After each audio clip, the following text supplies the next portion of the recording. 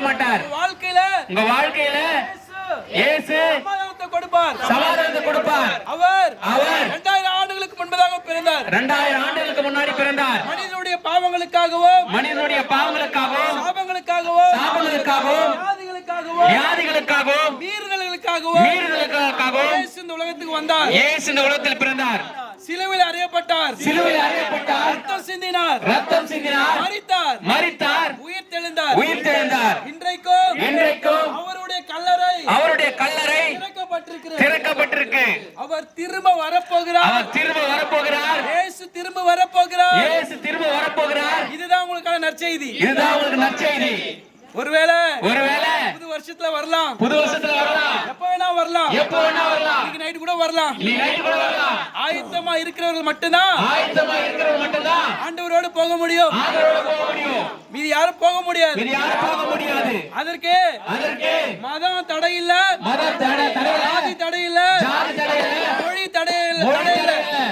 ஆண்டவர் எல்லாருக்குமான பொதுவானவர்.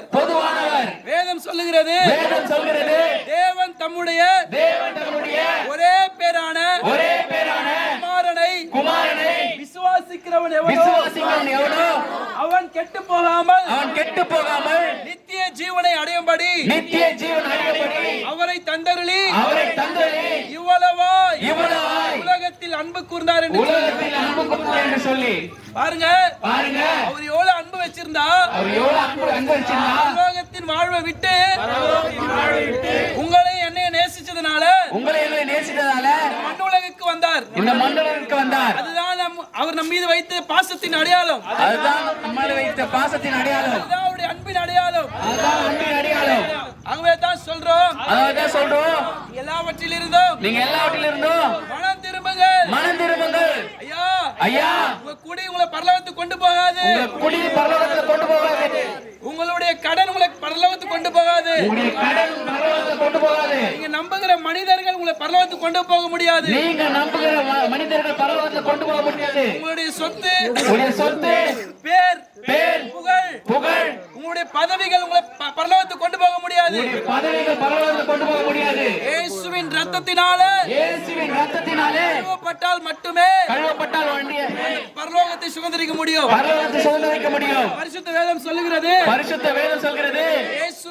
இயேசுவே வழியும் சத்தியமும் ஜீவனுமாய் இருக்கிறார் என்று சொல்லி இந்த உலகத்துல ஆண்டவரை தவிர ஒரு வழி எதுவுமே கிடையாது.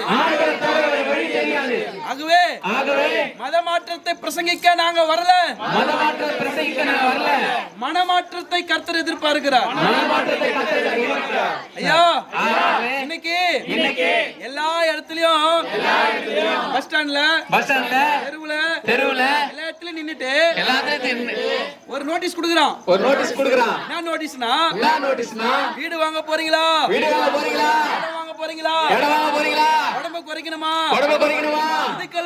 அதுக்கெல்லாம் வெக்கமே இல்லாம நோட்டீஸ் கொடுக்கும்போது இயேசுவை பத்தி தெருவுல என்று சொல்றதுக்கு எனக்கு எந்த வெக்கமும் இல்ல. ஒருவேளை அவங்க கூலிக்காக அதை செய்யலாம். நாங்கெல்லாம் உங்க மேல இருக்கிற பாசத்துக்காக இதை சொல்றோம். ஏன்னா தினமும் உங்களை எல்லாம் பாக்குறோம். உங்களை எல்லாம் விட்டுட்டு போறதுக்கு மனசு இல்ல. எங்க கூட ஆண்டவரை பார்க்க வரணும். தெரிஞ்சுக்கணும். அதனாலதான் இவ்வளோ பிரச்சனையிலும் உடம்பு சரியில்லை வந்தாலும் பரவாயில்ல, எப்படியாவது நெமிலி இந்த தோப்பு தெருவில் இருக்கிற என் சகோதரிகள் இயேசுவை சந்திக்க ஆயத்தமாக வேண்டும் என்று சொல்லி நாங்கள் இங்கே நிற்கிறோம். இது ஏதோ பேசிட்டு போற விஷயம் இல்லைங்க.